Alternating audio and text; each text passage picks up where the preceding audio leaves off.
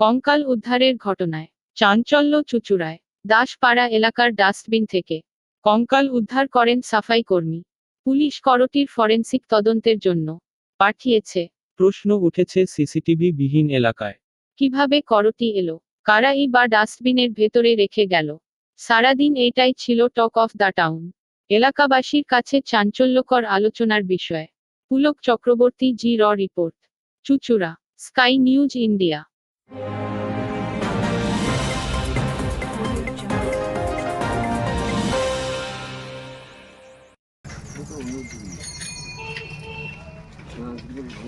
শ্রাবণ মাসের প্রতি মঙ্গলবার ও প্রতি বৃহস্পতিবার সন্ধ্যায় জ্যোতিষী জে এন শাস্ত্রীজি।